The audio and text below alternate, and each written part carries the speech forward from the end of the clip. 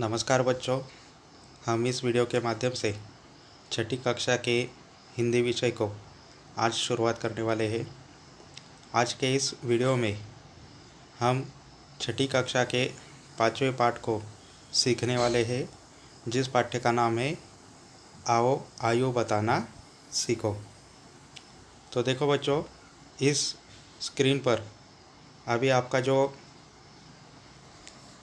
पाठ्य का पन्ना है वह पन्ना आपको दिखाई दे रहा है, जिसका नाम है आओ आयु बताना सीखो। तो यह एक पाठ्य नहीं है, तो एक पहेली आहे। पहेली मतलब कोड, ज्याला आपण कोड म्हणतो, की ज्याच्यातनं आपण वेगवेगळ्या क्रिया करून अनेक प्रकारची गंमत किंवा जादू करू शकतो। अशा पद्धतीचं एक पहेली, एक कोड आपण इथे शिकणार आहोत। या व्हिडिओमधून आपण आपल्या आसपास राहणाऱ्या कोणत्याही व्यक्तीचं वय काढू सकतो। तो चलो बच्चों, हम इस पहेली को पहले समझा लेते हैं। सबसे पहले आपको क्या करना है कि किसी भी व्यक्ति के वर्तमान आयु और उसका जन्म वर्ष, यह दो चीज़ें आपको मालूम होना ज़रूरी है। ठीक है, तो यहाँ पे एक 4-5 गणितीय क्रिया दी गई है, उसमें से हम अभी इस पहेली को समझा लेते हैं। देखो, एक आखिरी वाली पंक्ति में पढ़ता हूँ और उसके बाद हम लोग यह समझा लेते हैं। देखो यहाँ पे, मान लो तुम्हारे मित्र की आयु 10 वर्ष और जन्म वर्ष 2004 है, तो सबको यह पंक्ति मिल गई है। इसी उदाहरण के तौर पर हम लोग क्या करेंगे, अभी यह पहेली को बुझाने की अभी हम शुरुआत करते हैं। देखो, पहली गणितीय क्रिया क्या करनी है हमको, तो उस मित्र की वर्तमान आयु हमें लिखनी है। ठीक है, तो उसकी वर्तमान आयु क्या है, 10 साल। ठीक है, उसमें अभी हमें क्या करना है, उसके अगले वर्ष होने वाली जो आयु है उसको उस आयु में मिलाना है। ठीक है, मतलब उसकी वर्तमान आयु क्या है, 10 साल, और अगले वर्ष वह कितने साल का होगा, 11 साल। मतलब हमारी पहली गणितीय क्रिया पूरी हो चुकी। वर्तमान आयु और उसमें मिलाना है अगले साल की आयु। तो उन दोनों का योगफल क्या आया, 21। बराबर है ना, 10 और 11 कितने हुए, 21। पहली गणितीय क्रिया आपको ध्यान में आ गई। अभी दूसरी देखो, दूसरे में क्या करना है, जो आया हुआ योगफल है उसको 5 से गुना करना है। बराबर है, मतलब अभी हमारा आया हुआ योगफल क्या है, 21, उसको 5 से गुना करना है, तो हमारा गुणनफल मतलब हमारा उत्तर आ गया 105। ठीक है, दूसरी गणितीय क्रिया ध्यान में आई। अभी तीसरी गणितीय क्रिया हम लोग देखते हैं।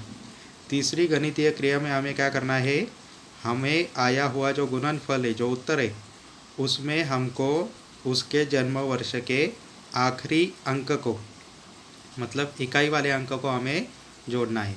तो उसका जन्म वर्ष क्या है, 2004। तो हम अभी क्या करेंगे, 105, उसमें हमें 4 मिलाना है, तो उत्तर क्या है, 109। बराबर है ना। तीसरी गणितीय क्रिया ध्यान में आई। तीसरी गणितीय क्रिया में हमें क्या करना है, उसके जन्म वर्ष के इकाई वाले अंक को, मतलब आखिरी वाले अंक को हमें, चौथे नंबर के अंक को हमें उसमें मिलाना है। ठीक है, अभी चौथी गणितीय क्रिया में हमको क्या करना है, उस आए हुए योगफल से 5 घटा देना है। मतलब हमें 5 अंक उसमें से घटा देना है। तो हमारा योगफल क्या था, 109। तो उसमें से हमने क्या किया, 5 अंक घटा दिए। 109 में से 5 गए तो कितने रहे, 104। बराबर है कि नहीं।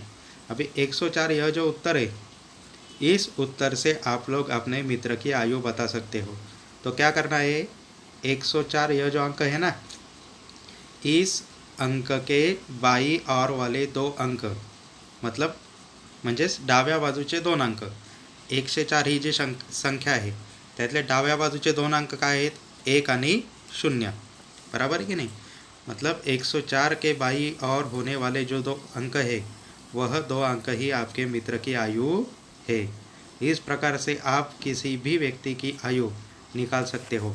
तो देखो बच्चों, हम और एक उदाहरण के तौर पर यह पहेली समझा लेते हैं। देखो, और एक उदाहरण मैंने तैयार किया है। इसमें देखो, आपके नाना जी की आयु 60 साल है। थोड़े से बड़े अंक है, लेकिन बड़े अंक लेने के बाद भी हमारा उत्तर वही आता है। देखो, आपके नाना जी है और नाना जी की आयु है 60 साल और उनका जन्म वर्ष है 1960। ठीक है, यह दोनों अंक मैंने लाल रंग में दिए हैं। देखो, तो सबसे पहले गणितीय क्रिया हमें क्या करनी है? नाना जी की वर्तमान आयु कितनी है? 60 साल। अगले साल नाना जी कितने साल के हो जाएंगे? 61, बराबर है। तो उन दोनों को हमें क्या करना है? पहले उनका योगफल निकालना है। तो कितना हुआ? 121। दूसरी गणितीय क्रिया, 121 को गुना 5 करना है। उत्तर क्या आया? 605, बराबर है। तीसरे गणितीय क्रिया में हमें क्या करना है? आए हुए उत्तर में, योगफल में हमें क्या करना है? उनके जन्म वर्ष के इकाई वाला, मतलब आखिरी वाला अंक हमें क्या करना है? उसमें मिलाना है। तो अभी देखो, 1960, 60 में आखिरी वाला अंक क्या है? 0। 605 में हमने क्या किया? 0 मिला है, तो उत्तर क्या आया? 605, बराबर है। और आखिरी वाली गणितीय क्रिया में हमें क्या करना है? 605 में से 5 घटा देना है, बराबर है कि नहीं? 605 में से 5 घटा दिए तो कितने हुए? 600 बाकी रह गए।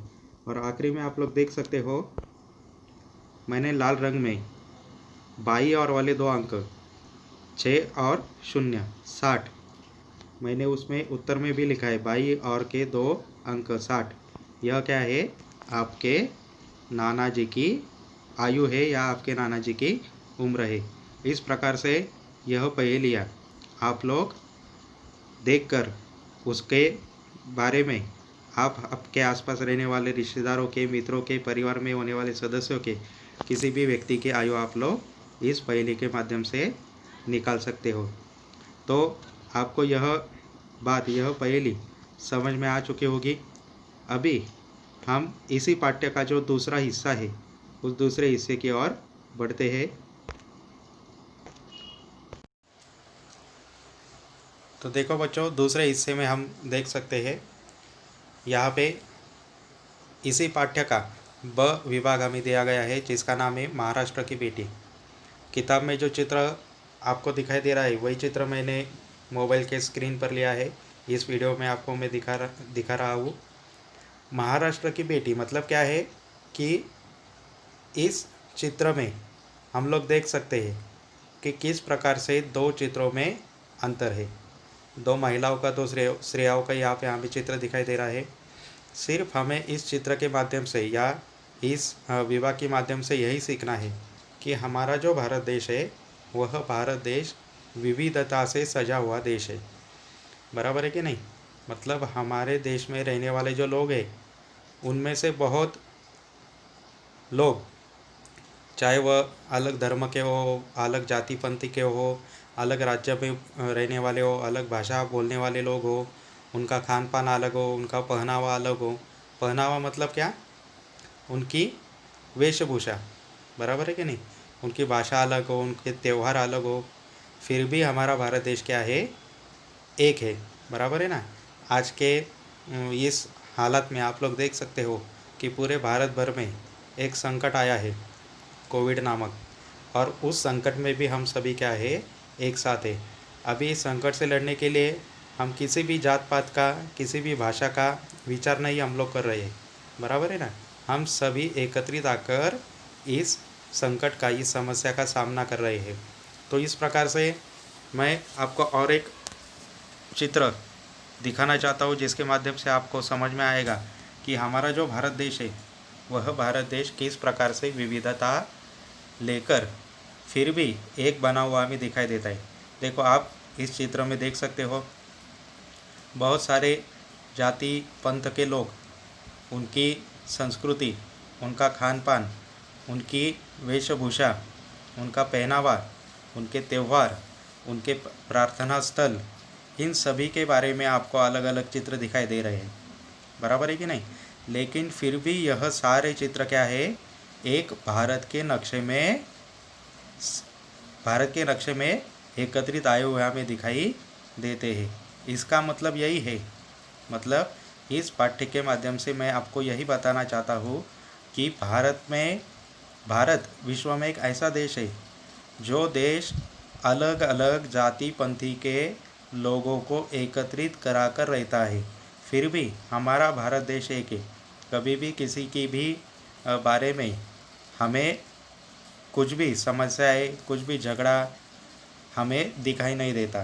तो इसका मतलब यही है कि भारत में इतनी सारी विविधता होने के बाद भी अपना भारत देश कितना महान है, कितना बड़ा है, और सभी लोग एक दूसरे से कंधा मिलाकर किस प्रकार से अपने देश का विकास कर रहे हैं, इन सभी के बारे में आप लोगों को पता ही होगा।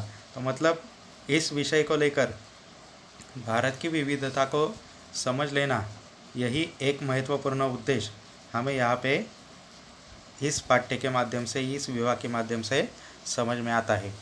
तो आप सभी को यह दोनों विभाग और छठी कक्षा का मैंने इस वीडियो के माध्यम से सिखाया हुआ जो पाठ है, वह पाठ आपको समझ में आया ही होगा। आप सभी को एक गृह कार्य इस पाठ्य के सीखने के बाद करना है। सबसे पहले आपको मैंने जो पहेली सिखाई, उस पहेली का आप लोग सराव करने ही वाले हो, बराबर है कि नहीं। आप सभी को पहेली के माध्यम से एक दूसरे की आयु निकाल सकते हो, लेकिन जो दूसरा विभाग मैंने सिखाया है उस पर आपको एक ही काम करना है कि अपने भारत देश में होने वाले जितने भी राज्य हैं, उन राज्यों के नाम और उनकी राजधानी, इसकी एक सूची आपको गृह कार्य में बनानी है। प्रश्न क्या है, समझ में आया। मैंने जैसे बताया कि भारत में अलग अलग प्रकार के राज्य हैं, बराबर है ना। तो इस पाठ्य पर आधारित आपको गृह कार्य क्या करना है, भारत में होने वाले विविध राज्य और उनकी राजधानी, इनके नाम की एक सूची आपको बनाकर गृह कार्य में लिखनी है, ठीक है। तो आप सभी को इस पाठ्य का गृह कार्य भी समझ में आया होगा और यह पाठ्य भी समझ में आया होगा। यह वीडियो देखने के लिए बहुत बहुत धन्यवाद।